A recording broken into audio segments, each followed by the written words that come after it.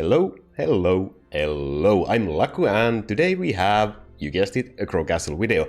In this game there are a lot of things that are either not explained at all or they are explained in a way that can be really confusing, especially if you are a new player starting out. So this is why we're going to take a look at 5 things today that I feel like everyone should know when they start playing this game, and also 5 things that I wish that I knew myself when I first downloaded this game all those years ago.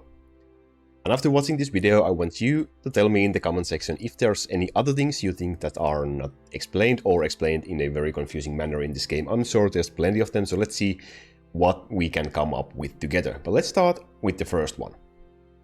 So the first one I want to talk about is dark crystals, the currency you use to upgrade your stuff and also activate your altars in battle. And as we know, we can switch our human workers in the town section to mine either gold or dark crystal.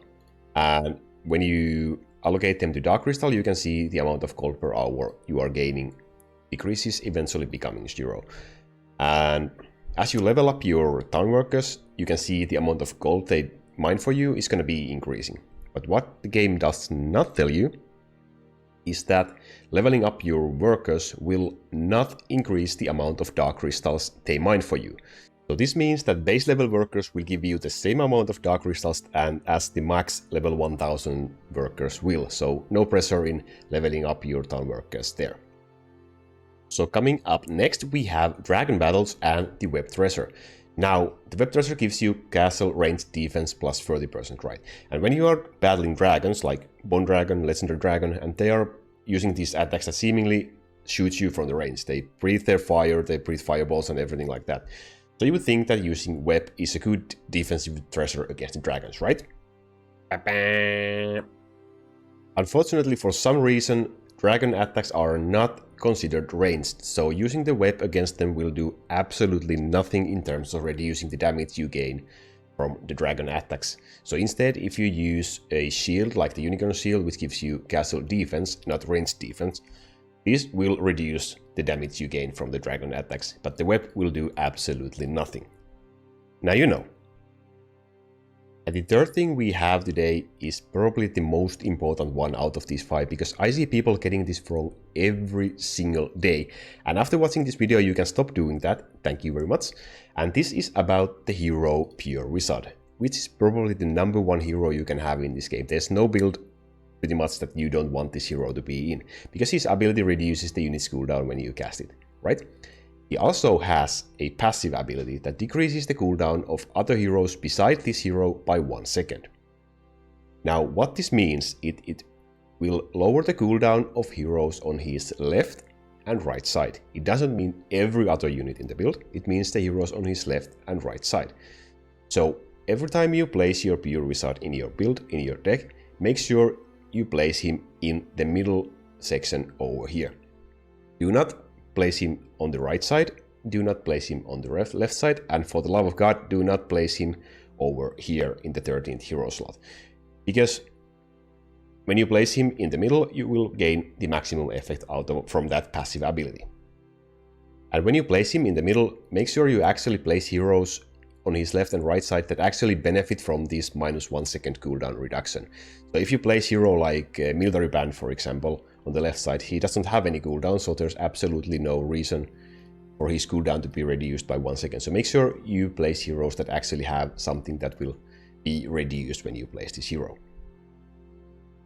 Okay, so we have 2 things left to go, and this 4th thing will actually contain like 2 tips for you, and it's about leveling stuff up to level 10,000 and especially your castle part. So first of all, when you level your units up to level 10,000, you will unlock 1 skill point for your skill tree. So you basically, usually you gain your skill points from increasing your total wave count, but you also get 1 skill point from every unit you get to level 10,000. This includes your heroes, your leaders, your towers, your castle parts, and your town archers as well. And about castle parts, where you use your crystals instead of gold to upgrade them, your goal should be to get all of those that can go up to level 10,000 or more to level 10,000 and stop there, because early game they might do some damage for you, but after that they won't be used at all because they simply don't do any damage. And you can see this is on my main account. Castle parts are over level 10,000 and they're not doing absolutely anything. So all of these levels, all of these crystals I have used, I could have used to simply skip waves and advance further faster in the game. So unless there's some game-changing update for these castle parts in the future, your goal should be to just ASAP get them to level 10,000 so you can unlock the skill points, and after that you can use those crystals to skip waves, provided your build is strong enough to handle the wave skips.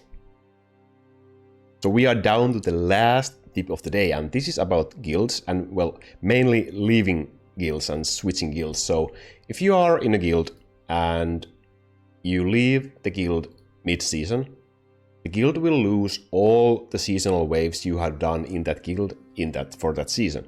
So if you are in a guild that's trying to aim for top 100, top 50, top 10 rankings or something like that, and you leave mid-season, causing them to lose a lot of waves, that could essentially make them drop down out from their targets, and that's a great way to make some enemies. So do avoid doing that if you can. I guess a lot of people can learn this by the hard way, but I hope that at least some of you will get the information here and avoid doing that mistake in the future. And so those were the 5 things we had for today, and I feel like there should be a lot of things that are more clearly presented in the game, but it is what it is. We have to live with what we get, I guess, kinda. And I would love to hear if any of these things were new information to you, or information that you maybe know now but you were confused about when you first started out with this game. And thank you very much for watching once again these videos. I absolutely love when I see your comments and when I see you watching these videos. I hope I see you in the future as well, and until then, my friends, stay safe and goodbye.